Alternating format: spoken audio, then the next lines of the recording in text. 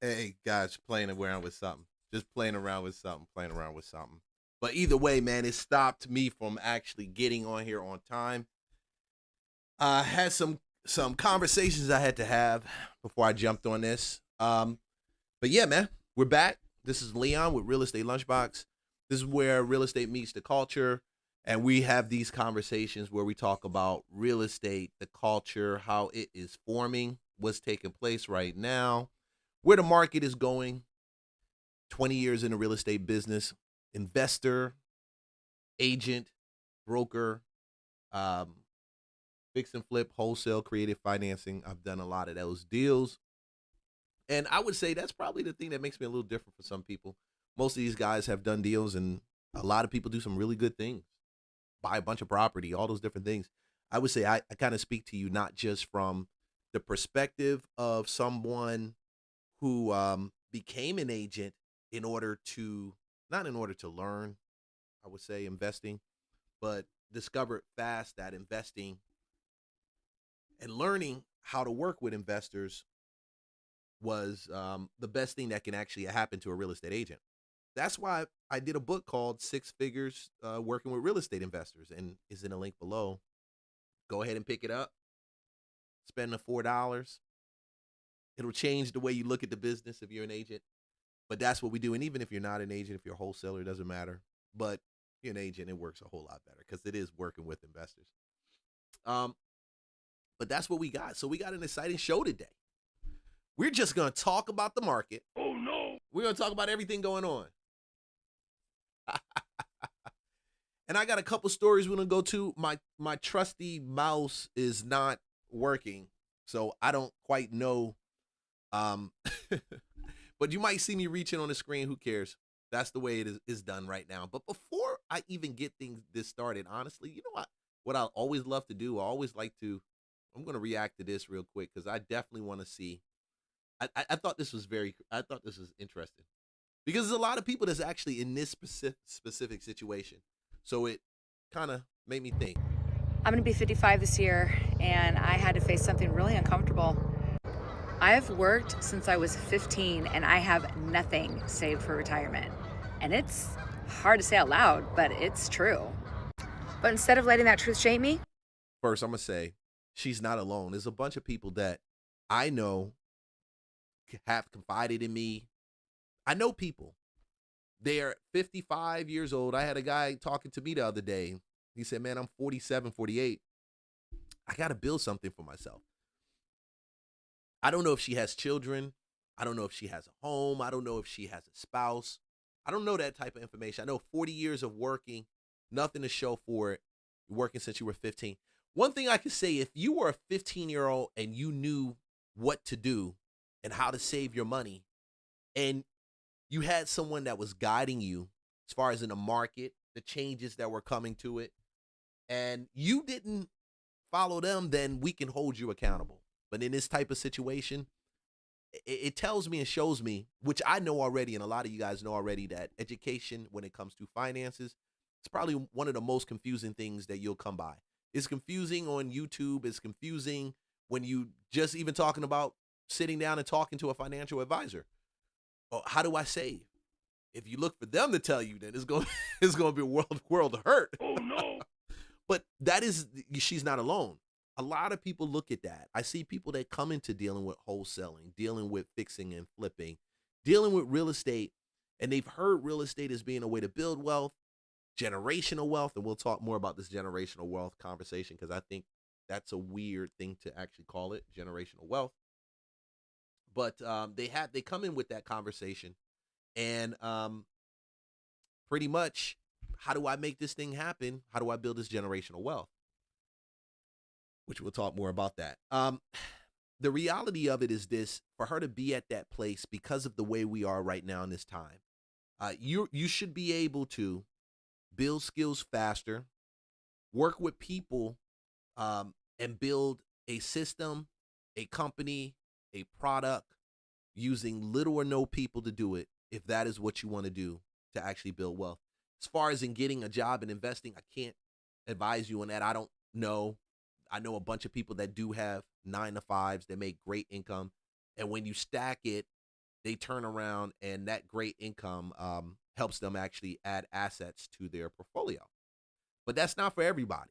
So if you're someone like her and you discovered, man, I don't have the, I don't, dude, I'm 50 and I don't know what I'm going to be doing. I say, yeah, get into real estate, get into a position where you will have the lowest amount of risk.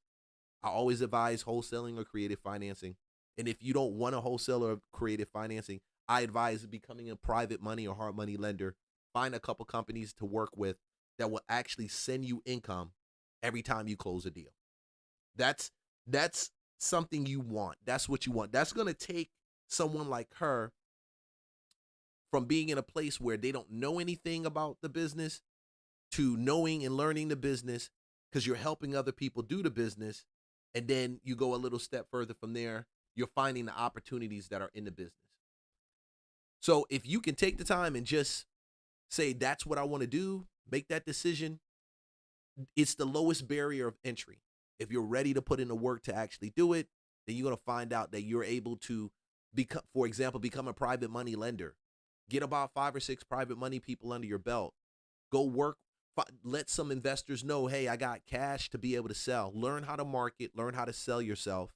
Learn how to don't be afraid of promoting yourself. A lot of people out here, I think, and that's a deeper conversation. I think your pride actually keeps you from promoting yourself. Then you get upset and mad when you see people on TV and other people promoting themselves, and you're like, oh, they promote themselves. All they want to do is sell your program. Yeah, you're right. I'm not even going to say the word I want to say. I was going to say, you're damn Skippy. But yeah, you're right. Because they learn how to promote themselves. And this puts you in a position of building multiple streams of income. And we keep talking about multiple streams of income in real estate. But it's all around the same mechanism, around the same catalyst. This podcast I stream, or this stream, YouTube pays me every month for it. We grow. That's why I put together the program 60 Days to Monetize is in my description, because I monetized in 60 days and started making hundreds of dollars in after that in doing this. So I committed, I grind, I put it in, and this is just an extension of my current business. So I can tell you about what we do. I can tell you about the resources. This would be legitimately a second stream of income. You can do the same thing too. That's why I put that program out there. Okay. Hint, hint. And it's very cheap.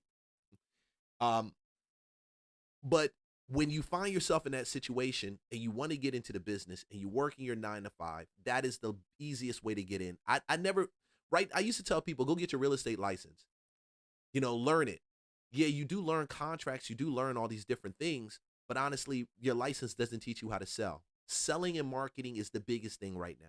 Even AI, when it comes to services, people creating them, they still need somebody to sell it. They need somebody to present it. They need somebody to close the deals. Okay, that is a skill set.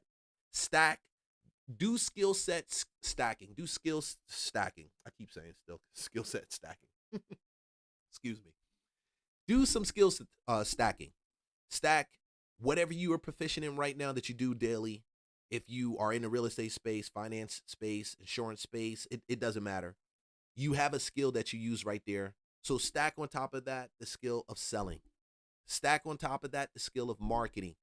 You can now leave your job if you choose to and go work for someone with those additional skills involved. Or you can currently keep working what you're doing, okay, and do another business on the side, because everybody's going to have to do this right now. I'm telling you, entering into the AI stage is entering also into the entrepreneur stage. And the entrepreneur stage is just finding problems and solving those problems with solutions that people will pay you for, okay?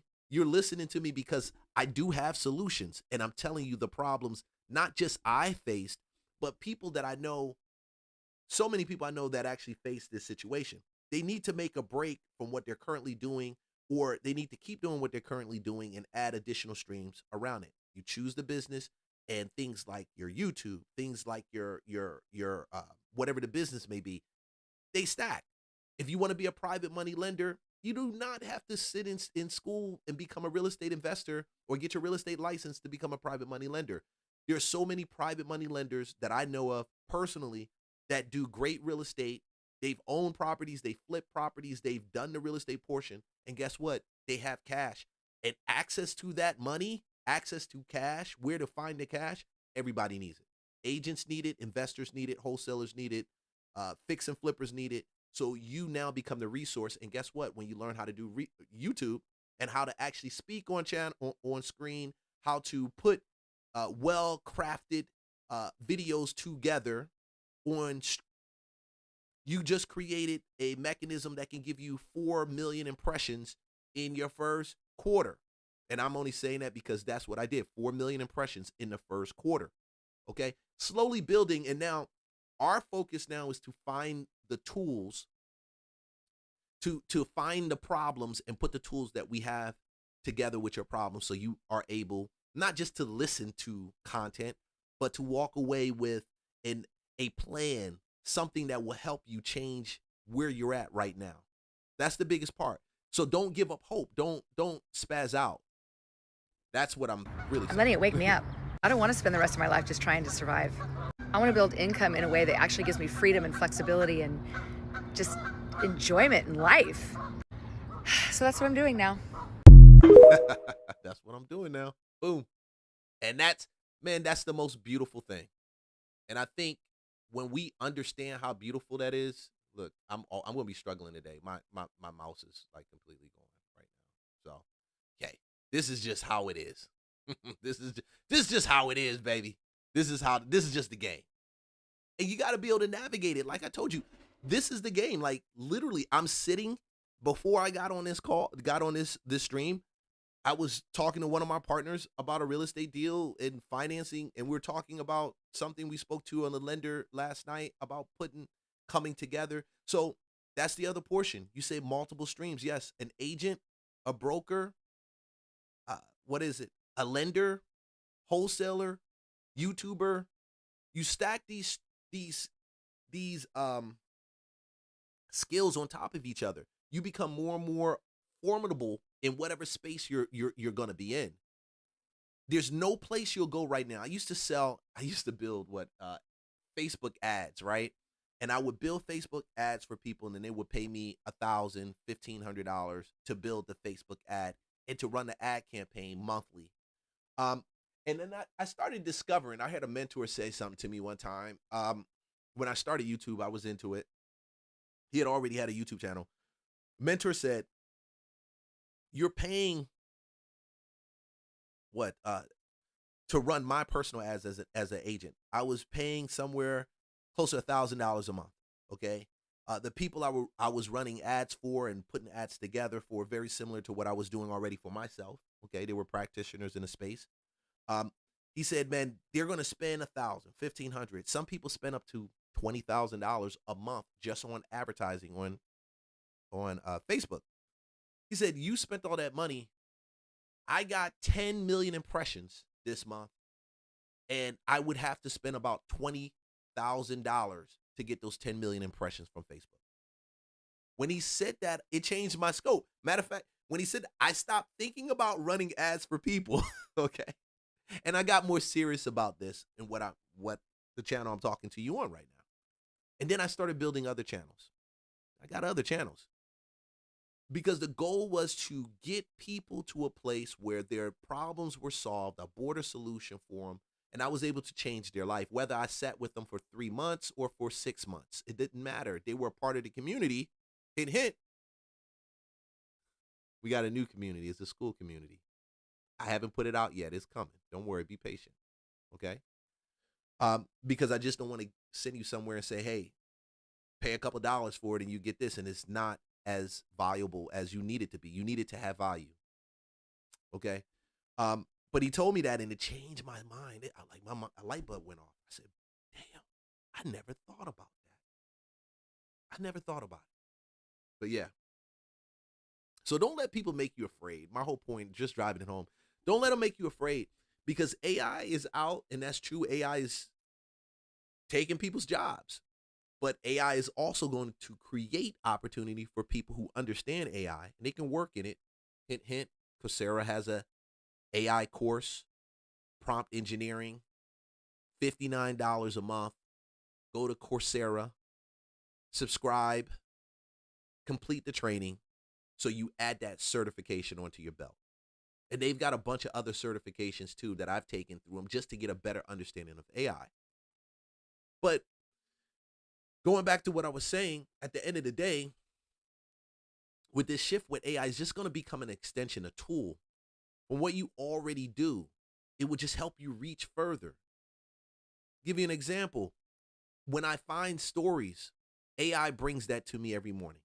Okay. I have an agent that searches top trending stories online. And it says, Leon, here are 10 top trending stories for you today. And it does it 7 days out the week. Right on this computer back here. That one's it. That's just my AI computer for Claude. Claude just runs on that. I don't touch it unless I'm programming it. I make the corrections with Claude. Claude continues to run. It does it finds the trending topics for this and my other YouTube channels, and then it turns around and puts together any type of magnets or leads or information that I need to present to you in a more put together way. It does my thumbnails, does a lot of those different things. It helps me build a brand. So leverage it, because as things work for me, then I can say, hey, listen, you don't have to do that much. I got this right here. Just go download it. That's how I add value to the market. That's how I add value to the community. There's a bunch of people teaching you about real estate, but the reality of it is not too many of them have 20 years of experience, have spent tons of money filling and passing, and know it from the perspective of being an agent, a broker. So I can tell you, you probably don't want to do that. Because if I haven't done it, I've had clients who have done it. And we said, don't do that. And the client did not listen. Oh, no. But it's all good. It's all good. I learned from their experience, their mistakes. But yeah, let's get into this real quick. So I saw this article, man, how the face of the country is being reshaped and people are moving and they're relocating. And, it's kind of, in a way, it kind of made me a little nervous. Okay. And this is not a political debate. Please. This is not a conversation. We're going to have a political conversations back and forth, because one thing I do realize is that politics divides people more than it brings them together. Okay. We do need to have a conversation about politics, and I do have a political stance, but it's not something that I would actually put out there to push you further away from whatever your political stance is and say convert you to mine. I'm just going to tell you what's happening, and you make your decisions for yourself. How you want to approach it, how do you want to position yourself? Because the face and the layout of our country is actually changing, and it's changing right in front of our eyes. The worst thing about these changes is, I had another mentor tell me this, and he was right. You're focusing right here, and all of this is taking place right here. You're getting upset about what took place politically right here. All the while, the ground is shifting underneath you. You won't be the same. You'll wake up one morning and find out there are taxes in places that you didn't vote for. There are things happening in your neighborhood that you did not even know anything about. And the whole face of your community has changed. In real estate, it is very important to know what market you're going into. Jacksonville's market is not the same as Atlanta's market, nor Tallahassee's market is the same as Jacksonville's market. You're like, oh, of course, Leon, I know that. Everybody knows that. Yeah, but I have to repeat that because real estate is a local thing. It's not a national thing. So when you get caught up in too many of these numbers, it's good to know the numbers. Keep in mind that you can have metropolitans, which we do have right now, that are in red states, and it's a blue metropolitan. And the rules for real estate in that metropolitan is different than the rules when you're going on rural. Okay. It's important to know that, because that tells you if you're going into an area where you're going to buy a piece of property and you're dealing more with blue collar workers. Okay. Great people, they go home, they pay their bills. I love that. They pay their bills. You're not going to be concerned with not having your rent that month, but you may be concerned with the fact that you own this property and you've had it for 5 years and you haven't been able to do a rent increase. Isn't a blue collar market. Not too much upswing. It's not a bunch of appreciation. It's very cyclical. It's very leveled. You got to understand that. So these are the conversations I typically have with my clients when they call me and they ask me, hey, I'm in California and I want to buy in Augusta or I want to buy in Macon, which happens quite frequently. Okay, let's go.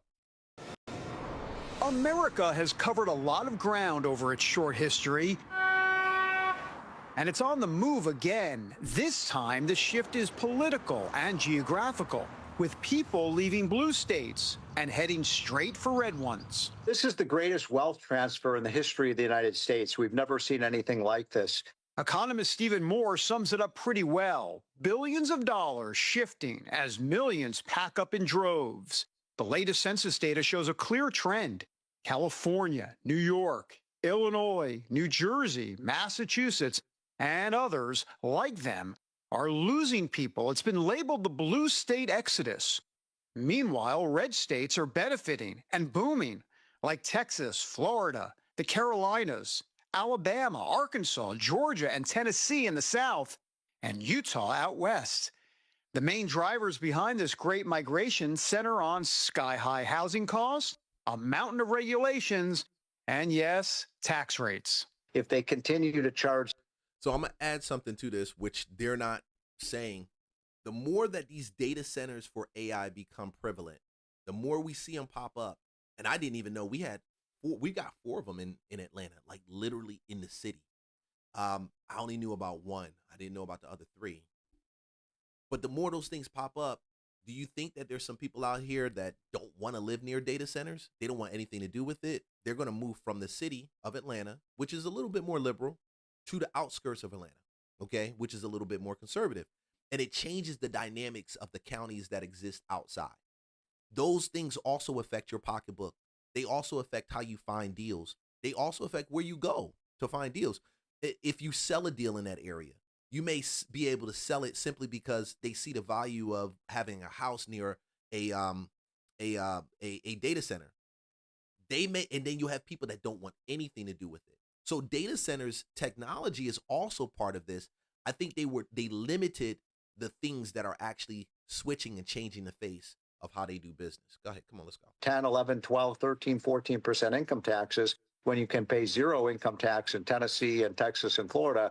That's not working out very well. So progressivism is destroying blue states. Add to that government mandates for green energy.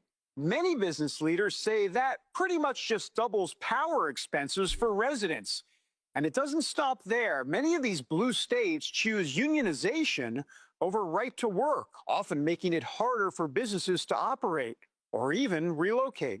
Meanwhile, states on the other end of the political color spectrum offer low taxes, lighter regulation, school choice expansion, and more conservative social policies.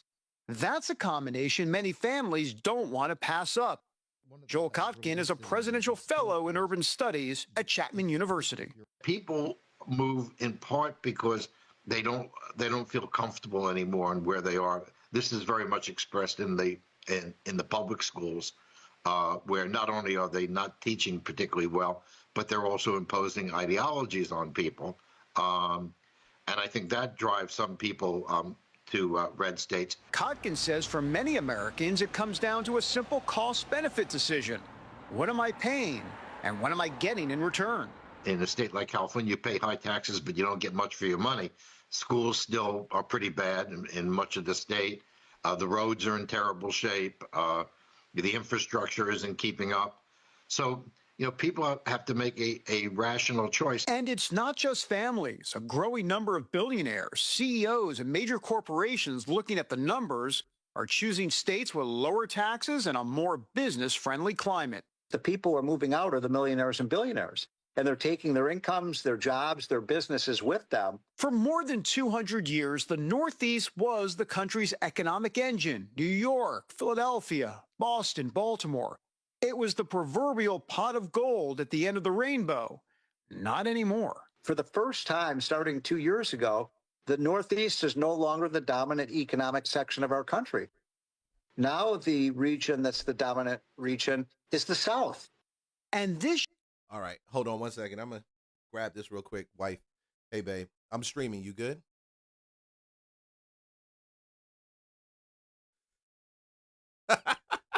Hold on. You know I'm streaming right now. You can't.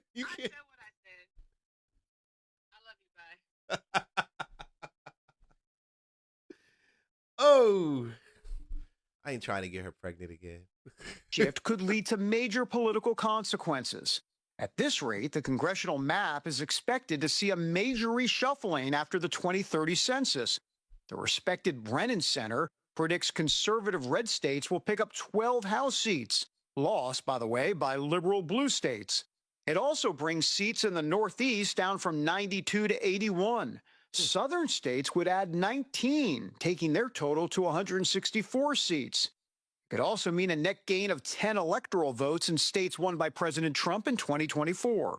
The bottom line, this shift means the days are gone when the so-called hillbillies moved to Beverly Hills. Said California is the place you ought to be, so they loaded up the truck and Move to Tennessee, move to Beverly Hills, that is. I used to grow up watching that show. Yeah.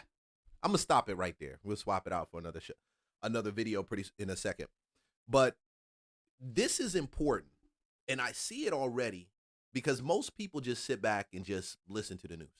I'm listening to what happens in Chicago in their news station, New York, Baltimore, Miami, LA. I listen to the local news for those areas on a daily basis. Why do I do it? Because at the end of the day, if I'm talking to someone and you're wholesaling or you're flipping property in Chicago, it's not going to be the same. You have to know that even in Chicago right now, you have to have a license to actually wholesale real estate. In Georgia, that hasn't passed. We haven't gotten to that place. But it's kind of interesting that there's less friction in certain states, and then there's the freedom and the liberty to do it in others. See, that's going to determine when you buy a house or you start flipping property or you start wholesaling property. Let's say you wholesale remotely. I know people that wholesale from Pakistan to the US. That's true. And it's crazy. In deals, I'm like, where did you get this deal from? Yeah, what's the name for Pakistan? Pakistan? But yeah, Pakistan. Because you will, if you wholesale 5 deals, you're going to find there's going to be one that you may want to keep. And if that one is in a market that you don't really like, but you like the house, eventually it's going to catch up with you because real estate, like I said, and I started, it's local. It's all about where you are, okay? And those local laws are going to determine how you build your wealth. So when I say wealth building, I need you to slow down and understand that the wealth building process isn't what we've been taught it's supposed to be historically. We see the phrase people say, hey, I'm building wealth. I'm building wealth. This is, this is generational wealth. We use this thing of generational wealth so loosely. And I said I wanted to talk about this, so I'm going to shift over to this video so I can talk about this. Because Chicago's doing $1 lots that they're selling to people. $1 lots. I saw the same thing in Baltimore years back. They're doing $1 lots. Now, you got to understand why Chicago's doing these $1 lots. They've got a huge deficit, and they got to find a way to make it happen. So if you look at this from this perspective, you're dealing with a metropolitan that has a deficit right now, I think, of $3 billion when it comes to their budget. They got to find that money somewhere. They've already risen the taxes on homeowners, in some cases in Lincoln Heights, 135% more on their property taxes. Do you really want to get stuck with a house in Chicago? They're not for you. It's not for you. So when I see Chicago giving away $1 lots, I kind of scratch my head. Is this really for the people to build generational wealth, or is it for Chicago to milk the people more? Well, starting today, hundreds of vacant city lots are now available for purchase. Yeah, and some will be sold for as little as $1. Regina Waldrop is in Englewood with more on that story. So this is all about combating blight and encouraging development. And this here, and what I'm standing in front of, one of the vacant lots that is up for sale. And I would fence it off and have more yard for myself, so I can put a garden, maybe my grandchildren put a playground, something like that. You already got plans. Yes, I have plans. Cedra Allen's Englewood home is surrounded by vacant lots. She's hoping to buy at least 2 of them to improve her neighborhood. I think it would be a great program, and I'm very interested in it. The city's vacant lot inventory includes about 7,000 properties, many of which were acquired through demolition liens over the last 50 years. More than 6. Okay, so I'm going to stop right there. Demolition liens. I just don't want you to hear me. I want you to be educated at the end of this. At least come away knowing one thing at the very least, one thing you didn't know before. When a property sits, and I've had this happen before, me and some partners loaned on a property. We loaned it to the investor. The investor turns around, doesn't pay it. We got to turn around and take it from him. And in the course of taking it from him, hint, this place is subject to be demoed. So $20,000. Well, in that case, that was about 12. I've seen it as high as 20. Let's say the 12. A $12,000 lien now, we call it a Liz pendants. That's one of them. That's that French phrase. It's going to be put on that property once the house was demoed because the city paid to demo it. The worst part about what she just said, which will fly off the top of the head of the average person watching the news, is that you've got lots that you demoed on 50 years ago. Not even go 50. A year ago. That you haven't been able to get rid of, do anything related, take it back, do any type of no development. Those lots have just been sitting down there, open for crime, which we know already. But more or less, you took the expense of the city and used that money to do a demo on a lot. And the people who own a lot, they don't care. Some of them get their houses demoed and they don't mean nothing. They're not planning on selling it. So that demo lien sits right down there, that $12,000 that the city invested. That's your tax dollars. That's my tax dollars. They just took it and did it. And they can't recoup it back unless they sell it. Now you're telling me you spent $10,000 to demo it, but you're going to sell it for about $1. This is the type of thinking you got to think about when you deal with certain municipalities. Because if you spend $10,000 to demo a lot, and what he says, he's got 600 vacant lots. You do the math. That's $6 million just floating out there. 600 empty lots are now up for sale. At least 500 are available at market rates for new construction projects, 55 for affordable housing, and 66 for side yards, open space, and urban agriculture. Also available, up to $150,000 in construction assistance for some lots. Maybe I should look into it and buy a lot of some in the neighborhood, build some on it, generational wealth, or just for the kids. Okay, let's stop that. Dude. Please, guys, stop using this generational wealth statement.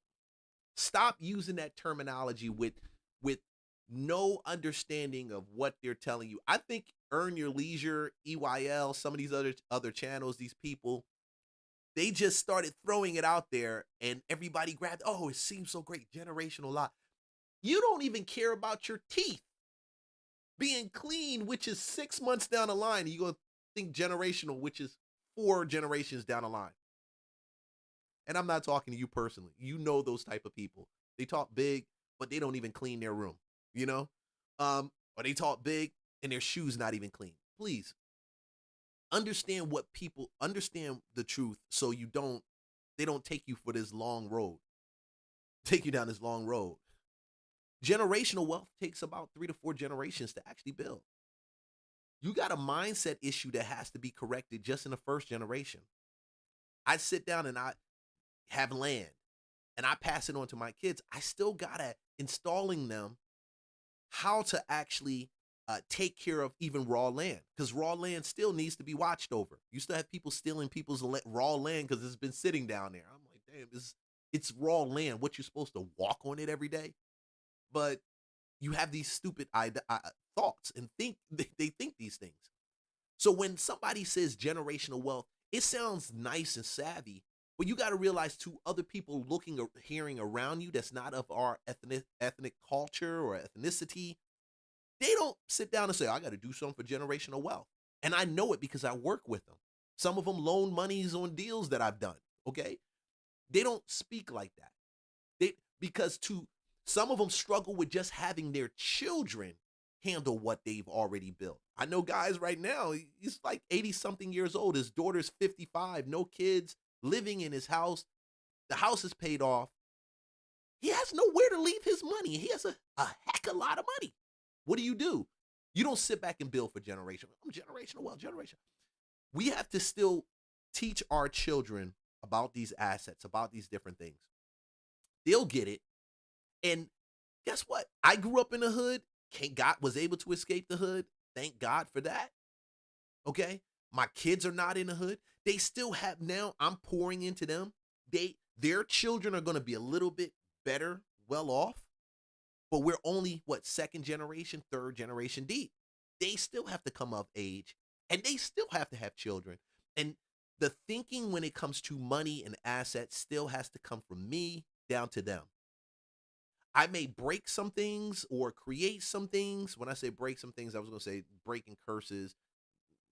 That's a different conversation. People say, we got these generational curses break. I don't believe that. I believe, in my personal opinion, and this is just me just getting too far, not getting too far away from this. You're already free. Jesus already set you free. You just got to go do it and change your thinking on how you approach it. Okay? And stop asking him to set you free from another generational curse. He's already done it. He's not going to set you more free than what you are right now.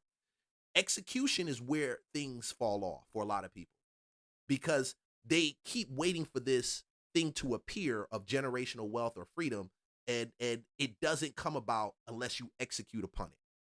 That's it. That's the only way it happens. So when you say this statement on news, understand what you're speaking, because a lot of people won't do it. You say, Leon, I'm all in to do it. I'm teaching my kids money. Great. Teach them money. And as these things happen, know that I would go out and get one of these lots for $1 if it's available, if it was available to me. But I wouldn't hold it if I know the municipality unless I was able to change how the city thought about its residents. Going back to what I said, Lincoln Heights, 135% tax increase. That's not love. Why is it like that? Because the businesses are leaving. Do you want to buy in a place where businesses are leaving? Do you want to buy in a place where the businesses who are supposed to carry the bulk of the tax for the city, they can't carry it. They're not carrying it because they're leaving. So all these things go into what I just showed on a previous video, the reshaping of the country and where you plant your money at. Because where you plant your money at is going to determine the next 5, 10 years. And don't let nobody fool you. I'm going to encourage you and I'm going to tell you right now, you will have money. You will have a different position in life. You will have opportunities that come to you. Put yourself in position mentally so when it physically approaches you, you know how to handle it. Okay? Better in the community or anything but a liquor store. Some positive for, the neighborhood. The portal Chai Block Builder is where potential buyers can browse interactive maps that include market values, sizes, and potential uses for available locations. Would you fence it in too? Yes, I would fence it. I would definitely fence it in, yes. Purchase applications, they're due in 45 to 90 days, depending on the location. In Inglewood, I'm Regina Waldrop, NBC5 News. Quite a deal there. Love the program. And a lot of interest. Love that. That's a cool site. Chai Block Builder. So I'm on it right now. You can literally go in here. Chai Block Builder is the city for Chicago's application portal to encourage the purchase and redevelopment of city-owned vacant lots and land in a partnership with community stakeholders. I think this is the smartest thing. Baltimore did this, and it helped with the blight issue. I'm going to tell you how these municipalities move differently. Atlanta has had an issue with this too. Vacant lots. We still do. They still do. Atlanta taxed the people who had the vacant homes and say, listen, we got a blight. We're going to give you a blight tax if you don't go ahead and clean it up or even demo it, which now gives the owner the responsibility of taking care of it. Listen, I love that. To me, that's how you handle it. That's how you do it. That's how you do it. All right, I'm about 40 minutes in from this stream. Man, if you're watching, just drop in the chat. Hey, Leon, I'm watching. Great show, whatever it may be. Like, subscribe, follow, definitely for more content. Content that makes sense. More content. I like content that makes sense. All right, let's go with this story right, chop. We could soon know more about Starbucks' plan to add corporate headquarters in Nashville later this year. Thanks for being with us at 11 o'clock. I'm Steve Solis. The Nashville Business Journal reports the Seattle-based coffee giant is expected to make its official expansion announcement tomorrow. KOMO's Jackie Kent joins us live tonight in Seattle. She's been looking into what this move could mean for the SoDo headquarters. Jackie. Yeah, Steve, the company last month said it would offer positions to dozens of Seattle-based workers to relocate to Nashville, while also emphasizing that the SoDo offices would remain the North American and global headquarters. We did ask an economic commentator today about the reasons why the coffee giant would look to relocate to the Midwest.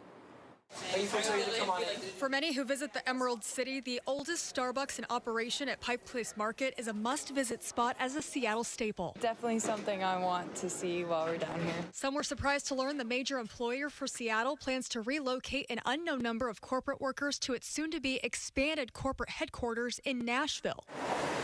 Others question the company's future in its hometown following setbacks for the coffee giant in recent years. That includes the closures of the 2 Reserve roasteries and multiple stores, with the company citing a restructuring plan and factors like customer experience and financial performance. Starbucks has said the Nashville office will host sourcing operations teams in a place offering access to great talent and a better proximity to key suppliers. So, let me pull this down. Yeah. Ooh, man. I'm going to comment on this real quick. So this Starbucks deal, right? They're downplaying it more than what it actually is. You're having a major company. I would say Starbucks is probably an American staple, even though their logo was stolen from a French company. That's a different conversation. But it's an American staple, okay? The guy got the idea in another country, and he came back with this one. It's not about Starbucks leaving Seattle as much as it is about Starbucks going to Tennessee. And you notice she called it Midwest. No, it's actually the South. And if you look at it, I've been projecting this, and I'm going to continue to project it. In the Bible Belt, in this belt, Alabama, Tennessee, Georgia, South Carolina, North Carolina, Florida, of course, Louisiana, and we're going to see spill off, which is already happening in Texas. These, for whatever reason right now, are the cheapest place for first-time home buyers. You've got a couple other places, but Jacksonville and Florida Jacksonville was number 1, Florida was number 4 for first-time home buyers.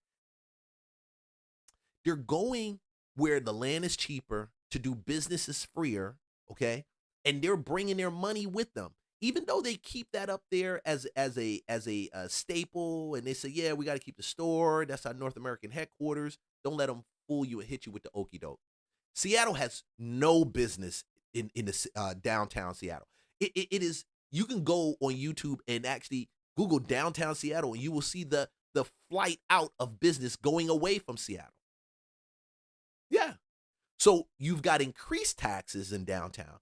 And this has to do with the policies of the places that they chose to build at. At one time, it was great. Now it's not as good. And they got to deal with that. And the only way they deal with it, like Elon Musk, some of these other people, we got to relocate to a state that is more flexible and giving when it comes to us building and capitalism. For you, I'm telling you to this, if you know that Starbucks is coming near you and you're in Texas and Tennessee, and they say, hey, Starbucks is going to be here in Nashville, blah, blah, blah. This is the money play. These are the money plays that I tune my ears into when I listen to the news. Some people listen to the news and they want to know what's going on with the Beltline, for example, the Atlanta Beltline. Oh, yeah, the Atlanta Beltline, there's a new store that opens. I'm looking at it. Oh, there's a new store. I wonder how many pieces of property. I wonder where that's close to, if anybody wants to sell close to it, and how I can flip. You have to begin to position yourself like that, because there's no story that goes out when you talk about real estate and things like this without the opportunity to be able to, where money's played, where you got money that's going out with it. They're just literally telling you money's coming to Nashville or money's coming to this part of Tennessee. I would do remote wholesaling over there already. Okay, and I've been playing with with Florida. Haven't looked at Tennessee. You guys in Tennessee got a really good market. Very, very good market. I've been sleeping on Tennessee. No longer. Are the rock here of Seattle. We really need those businesses to stay here in the Seattle. Strawberry it up. Lincoln restaurant owner and chef Edward Bunker noted the impact from the many storefront vacancies near Westlake Park. His business is just a few hundred yards from a now closed Starbucks. It's definitely difficult to do business here in Seattle, especially with the taxes, the city bureaucracy, and all the problems that we have with the drugs and theft. I don't think the headquarters is going to completely shift. Economic commentator Thomas Fellows says logistically, a Nashville office is a smart move for Starbucks, but that there are still many benefits for the company to hold on to its roots. It's too iconic that Starbucks has got to stay in Seattle. I think that's a good brand strategy as well. I asked a Starbucks corporate spokesperson what we can expect from this press conference tomorrow, specifically if they know yet just how many workers are planning to move from Seattle to Nashville. I'm told we can expect to learn a lot more tomorrow morning. See, now they're talking about workers moving out or relocating. They're not even talking about the workers that are going to be leaving their job completely, that they're going to be firing. They're not even talking about that. Because if I talk about that, then it makes you nervous, right? Hey, so I'm about 12 minutes away from the ending this thing, right? And your boy is just, I'm doing you a service because I know I get up here sometimes and I should start talking. And I'm talking about this and talking about that. And we got some reaction videos. Today, you're going to see some of the properties I've walked just in the last few days with the opportunity for deals that are out here just in my local area. And I'll explain to you as I walk through it what I typically look for. The video should be dropping by this evening. I'm just doing the editing. I got a bunch of other ones to edit on too. But the whole point of it is I want to show you that this thing is real. That I've been saying this, money's made when there's chaos. Money's never made when it's good. All of the best companies, the Cintas's, some of the best companies, and some of y'all don't even know who Cintas is. Yeah, Cintas is a blue chip stock company that was started during the Depression, still around right now, over 100 years old, pays the most craziest amount of dividends. Cintas. A lot of the average person doesn't know that. They don't know that. But they made their money when there was chaos. Same thing with Warren Buffett. Same thing with Charlie Munger. Charlie Munger. Yeah, Charlie Munger. Yeah, Charlie Munger. Charlie's dead. Right. Yeah, he is, right? Get that book Snowball by what's his name? Warren Buffett. It's this freaking thick. But it's worth the read. Put it on audio. It goes faster. Put it on audio and drive cross country and you should be done. It's that long. But at the end of the day, the lessons I've got from it and what made me so excited is it sucks right now for some people, but it doesn't suck for everybody. And they won't tell you that because it's a mindset thing. The money's made when there's chaos. The opportunity is made when it's chaos, when it's volatility, when things are upside down, when blood is in the street. Okay? So you got to find where your skills can be maximized during this time frame. Forget about AI having people lose their jobs. How can you use it to extend what you're doing? Okay? I know a lot of realtors that are crazy scared right now. Some of them that are working part-time jobs, some of them that have quit the business altogether. And you know what it did? It created market share for other realtors to come in to expand on what they're doing. Okay?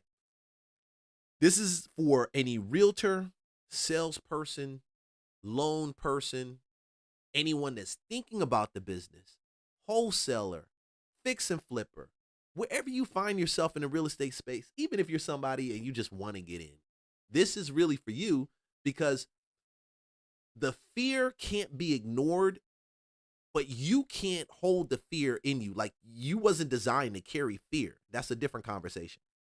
But you can't let that fear guide you more or less during this time. If you do, it'll be Bitcoin all over again. You know, those people that say, hey, and I was one of those people, I'm not going to lie.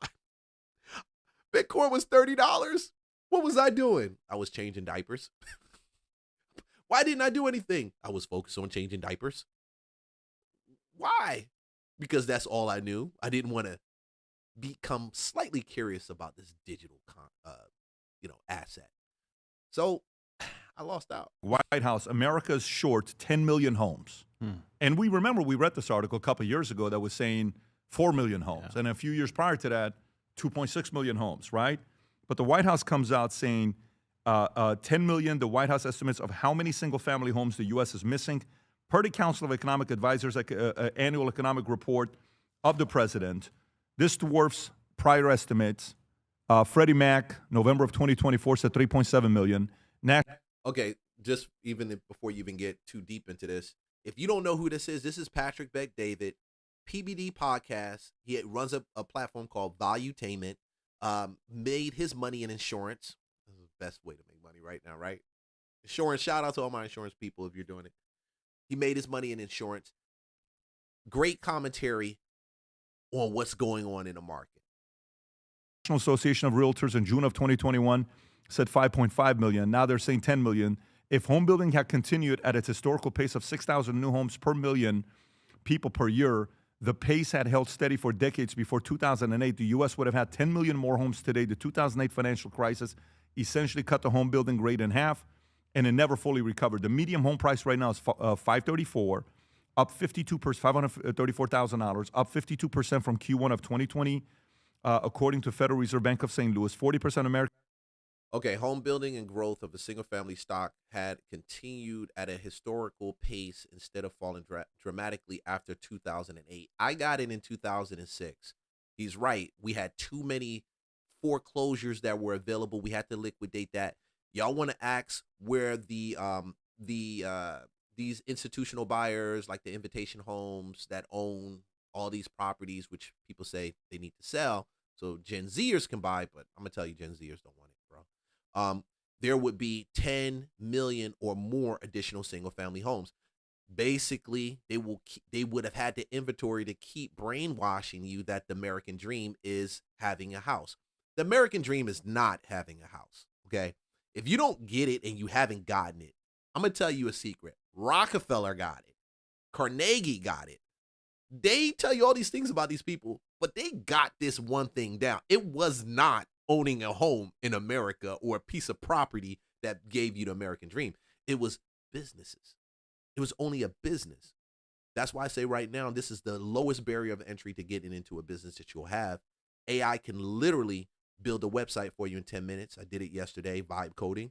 And you'll see life differently and what you can accomplish differently.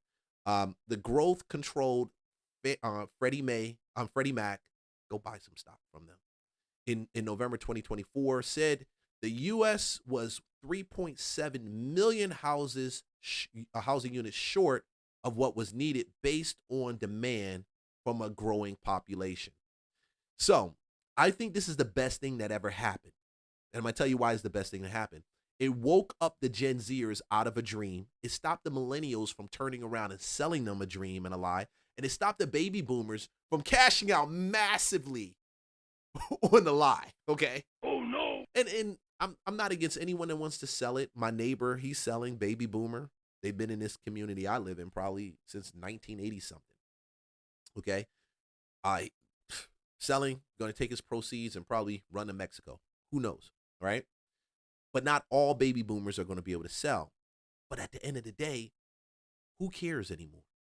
Who really does?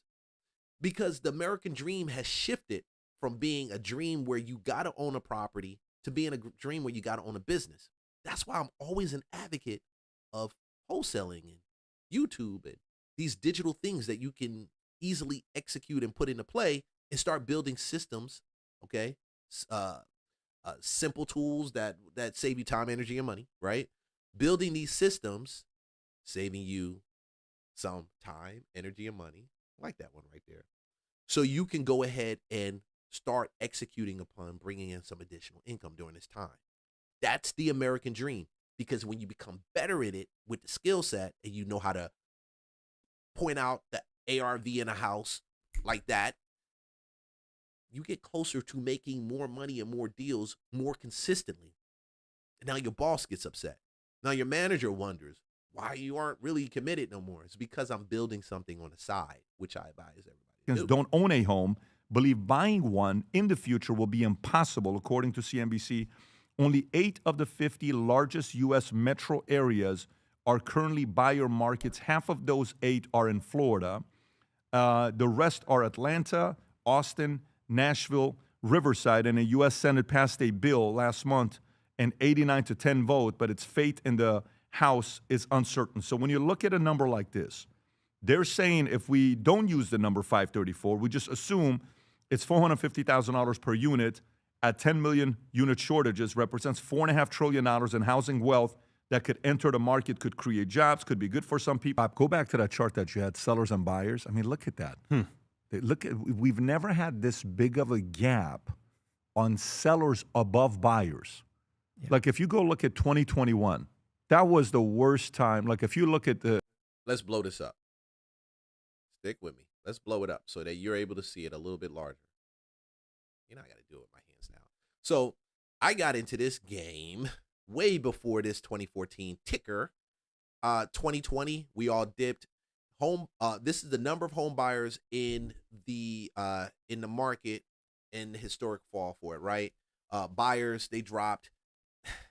Buyers, less and less buyers. 2020, everybody was afraid. Buyers start buying. Then it just shot up.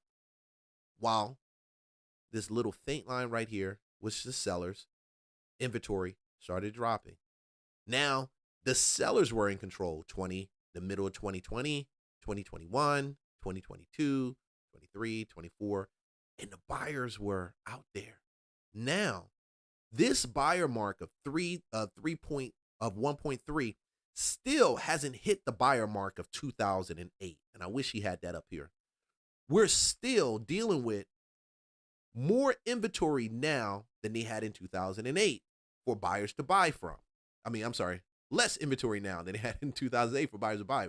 So imagine what will actually happen when they get this thing together and the buyers start to take advantage of this depreciating market right now. Imagine that. What'll end up happening? Buyers will get more deals. The sellers got to sell. The buyers will pay less. The sellers will pay more. Will get less. That's why I say this is all the sellers, all the buyers that bought during 2020, unless they bought in some down like portion of it, some real weird portion of it, this is the better time for them to buy. This is the better time. That's why some of the inventory can't actually sell, because people are sitting on it, and they're sitting on it simply because the rates that they have, and they paid so much. So imagine this. You paid during 2020 for that house. It's going to be hard as hell for you to sell it now. Our average home price, $425, was 3-4 months ago in Atlanta. We're at $385 right now. That's a drop.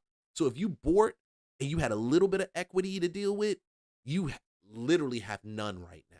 Okay, you have none, and it's going to continue. Buyer's market at that time, look what it was like. Go to the difference. If you go a little bit prior to that, all the way to the top right there, look at that. 2% interest rates, and those buyers were buying. That's right. Go a little bit to the right, Rob. Go a little bit to the other peak. Keep going, right there. Look at that. Look at the peak between the buyers and the sellers. But if you go prior to that with the sellers and buyers, you have to go to 2015, 2016. That gap is not, keep going back a little bit, Rob. Keep going back, right there. No, a little bit to the front, right there. One back, okay, right there. Look at the difference between that, and that's still not as bad as it is today. So this has to be a horrible time to be a realtor and a loan officer. I mean, if you're still a realtor making money, you know, you have outlasted a lot of guys that have probably quit and left. I think, you know, we used to run our events. This last event that we had, Tom, the Sales Leadership Summit. Every year I would ask and say, Raise your hand if you're in the mortgage industry. 4 years ago, I'm gonna stop him real quick. He's not 100% wrong. There are more people that have quit the business in real estate that I've seen probably since 2008, 2007, when the market crashed, right? More people have quit. Like I said earlier, this is the opportunity that you have been waiting for.